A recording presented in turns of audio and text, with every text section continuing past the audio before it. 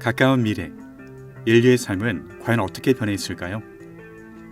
코로나 바이러스와 같은 팬데믹, 그리고 기후의 변화는 점점 더 인간의 외출을 어렵게 만들고 있습니다. 이런 환경 변화와 더불어 급격한 과학기술의 발달은 그리 머지않은 미래에 지금은 상상할 수 없을 정도로 우리의 삶을 바꿀 것입니다. 인류의 삶을 송두리째 바꿔놓은 스마트폰만 해도 고작 2007년도에 첫 아이폰이 나왔다는 걸 생각하면 10년이 조금 넘는 짧은 기간에 우리의 삶을 완벽하게 바꿔주었습니다. 이렇게 바뀐 미래의 세상은 유토피아일까요? 아니면 디스토피아일까요? 타임머신을 타고 미래로 갈 수는 없지만 엄청난 상상력을 발휘한 과거의 공상과학 영화들 덕분에 우리는 앞으로 다가올 미래를 엿볼 수 있습니다. 더 이상 위험에 자신을 노출시키지 않는 인류의 미래를 하나둘씩 만나보겠습니다.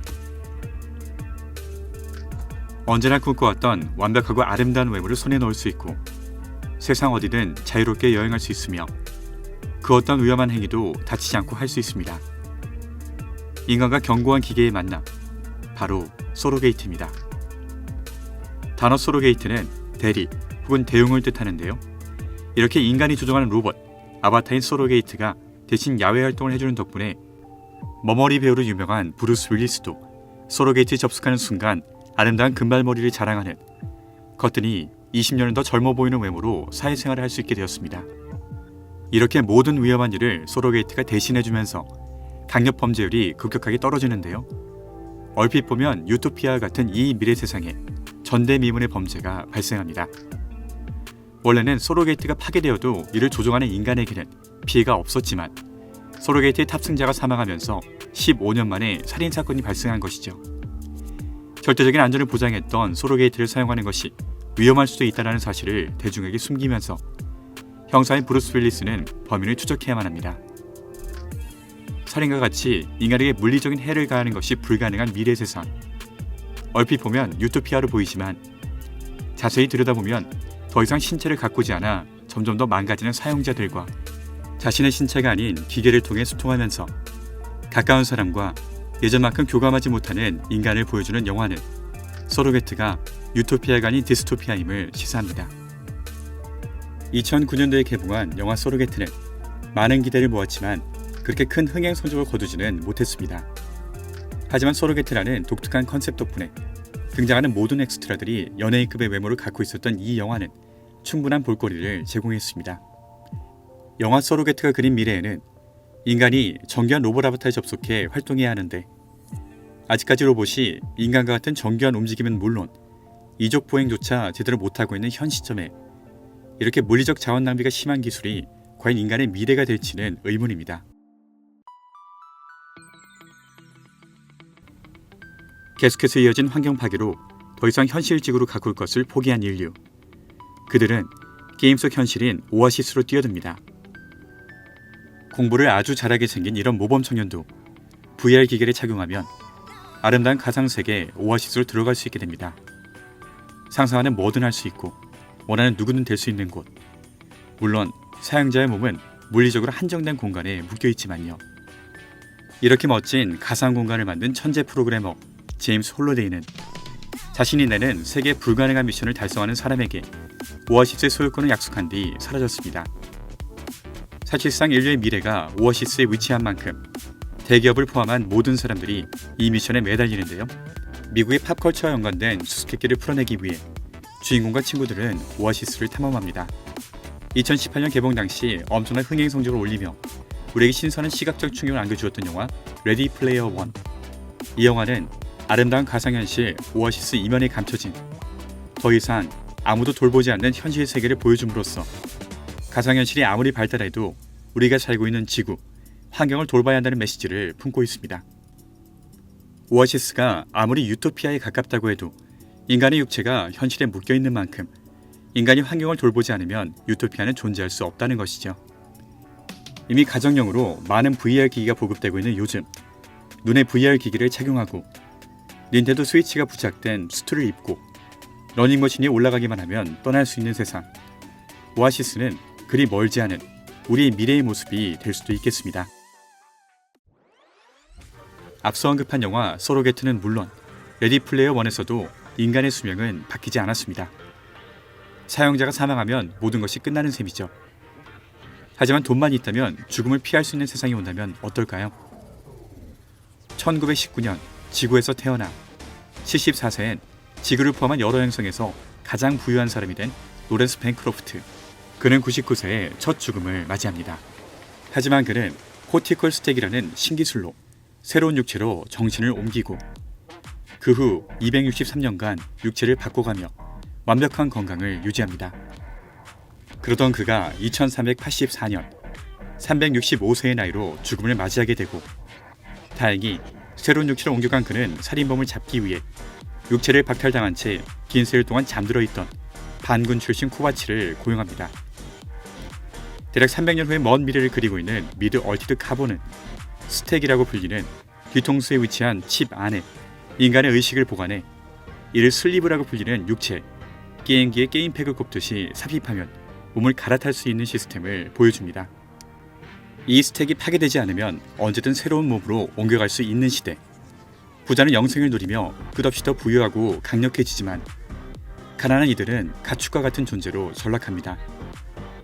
실제 세계의 IT 부자들이 텔로미어 연장을 통해 죽음을 극복하려는 연구를 꾸준히 하고 있는 지금, 인문학 베스트셀러 작가인 유발 하라리는 호모 데우스라는 책을 통해 만약 이런 시도가 성공하게 될 경우 인류 역사상 처음으로 유전적으로도 월등한 부자, 지배층, 새로운 신이 탄생할 것을 예고합니다. 넷플릭스에서 무려 750억 원이라는 엄청난 자본을 투자한 얼티드 카본. 모든 에피소드가 한 편의 영화만큼이나 높은 완성도를 보여주는데요. 덕분에 육체를 갈아타며 무한히 살 수 있는 미래의 어둡고 침울한 분위기를 잘 표현하고 있습니다. 얼티드 카본에서 육체를 슬리브라고 표현하는데 이는 옷의 소매를 가리킵니다. 마치 옷을 갈아입듯이 육체를 갈아탈 수 있다는 것이죠. 하지만 이런 얼티드 카본의 미래에서도 바깥 세상을 느끼는 것은 아직까지 인간의 형태를 하고 있는 육체입니다. 이런 육체를 완벽하게 포기해버린 인간은 어떤 모습일까요? 미드 얼티드 카본은 몸에서 의식을 분리해 몸을 옮겨다니며 영생을 사는 미래를 그리고 있습니다. 결국 인간이 주변을 둘러싸고 있는 세상을 즐기기 위해선 육체라고 하는 매체가 필요한 것이죠. 그렇다면 만약 인간이 육체를 포기하고 아예 사이버 세상에서 음식을 먹고 연애를 하고 살아간다면 어떨까요? 여기 한 명의 평범한 남자가 있습니다. 하지만 그는 왠지 모르게 자신을 둘러싼 이 세상에 이질감을 느낍니다. 그러던 중 자신을 쫓는 의문의 적들로부터 구출해주는 남자를 만나게 되고 그는 진실을 알기 위한 선택을 강요합니다. 모든 것을 잊고 편한 현실 속에 살아갈 수 있는 파란 약을 먹을 것인가? 아니면 불편한 진실로 삶을 영원히 변화시킬 빨간 약을 먹을 것인가? 결국 주인공은 진실을 알기 위해 빨간 약을 복용합니다. 그는 어두운 진실을 알게 되는데 미래에 인간과 기계 사이에 전쟁이 일어났고 전쟁에서 지고 있던 인간은 기계가 태양열로 동력을 얻는 걸 막기 위해 하늘을 어둠으로 채우는 선택을 하고 맙니다. 이런 노력에도 불구하고 인간은 전쟁에서 패배하고 기계는 인간의 몸에서 발산하는 열과 미세 전류를 마치 배터리처럼 쓰기 위해 인간의 정신을 현실과 똑같은 가상현실 매트릭스 안에 가두고 맙니다. 양계장 계란 마냥 기계에 의해 태어나고 죽임을 당하는 인간들. 매트릭스의 어두운 진실을 알게 된 소수의 인간은 매트릭스를 완벽하게 통제할 수 있는 특별한 능력을 지닌 니오와 함께 기계로부터 해방되기 위한 전쟁을 시작합니다. 1999년 개봉한 영화 메이트릭스는 영화 흥행 역사를 새롭게 쓰며 시대를 대표하는 사이파이 영화로 자리 잡았습니다. 네오 역할을 맡은 배우 키아누 리브스가 검은 선글라스와 롱코트를 입고 에이전트를 향해 총을 난사하는 액션 장면들은 정말 멋집니다. 매트릭스는 개봉 전 특수효과에 치중하는 내용물 없는 영화일 것이다 란 대중의 우려를 뒤엎고 매트릭스2 릴로디드, 매트릭스3 레볼루션으로 이어졌습니다. 지금은 여러 작품을 통해 친숙해진 가상현실 속 인간이란 주제는 1999년 개봉 당시만 해도 상당한 충격을 선사했습니다. 영화 매트릭스4가 원래 2021년 5월에 개봉 예정이었으나 코로나19의 법유행 때문에 개봉일이 12월 22일로 미뤄졌다는 소식입니다. 과연 매트릭스4가 재미있을지는 모르겠지만 육체를 버리고 가상현실 속에 살아가는 인간의 미래가 궁금하다면 한 번쯤은 꼭 봐야 할 영화인 것 같습니다. 샌 주니페로. 1987년을 배경으로 하는 에피소드의 첫 장면. 수줍고 자신 없어 보이는 요키는 클럽에서 자신만만한 켈리를 만납니다. 처음에는 우정으로 시작한 두 사람의 관계. 하지만 점점 이상한 감정이 싹트고 둘은 연인 사이로 발전합니다. 동성애가 낯설어 조심스러운 요키이지만 결국 그녀는 켈리에게 마음을 엽니다. 하지만 일주일 뒤 갑자기 사라진 켈리를 찾아 나서는 요키. 80년대 클럽을 나와 길을 헤매던 그녀는 낯선 클럽에 들어가고 클럽에는 90년대 펑크락 음악이 흘러나옵니다. 그리고 클럽에서 놀고 있는 청년들은 모두 90년대 의상을 입고 있습니다. 이렇게 켈리를 찾기 위해 계속해서 거리를 헤매던 요키는 결국 2000년대 초까지 오게 되고 DDR 게임을 즐기고 있는 켈리를 찾게 됩니다. 눈치채셨나요? 요키와 켈리가 만나고 있는 장소는 현실이 아닌 가상현실이었습니다. 가까운 미래, 인류는 시한부 노년층이 접속할 수 있는 가상 플랫폼을 개발합니다. 여기에 접속한 노인들은 자신의 전성기 때의 모습으로 자신이 젊었을 때 즐겼던 음악과 배경 속에 스스로를 즐길 수 있는 것이죠. 하지만 여기서 끝나지 않습니다. 이렇게 가상현실을 즐기는 노인들에게 선택권이 주어집니다. 사망할 시 그냥 죽을 것인지, 아니면 자신의 의식을 칩으로 이동시켜 사후에 펼쳐지는 영원의 시간을 사이버 공간에서 즐겁게 보낼 것인지. 지구상에 존재하는 거의 모든 종교는 사후에 의식이 머물 수 있는 천국을 제시합니다.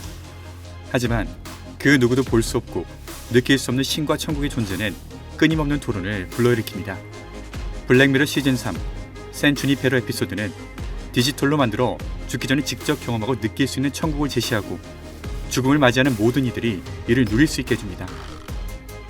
먼 미래가 아니라 현재 이미 존재하거나 아니면 곧 개발 완료될 기술들이 머지않은 미래에 인류에게 어떤 삶을 가져다 줄지를 보여주는 영국 드라마 블랙미러.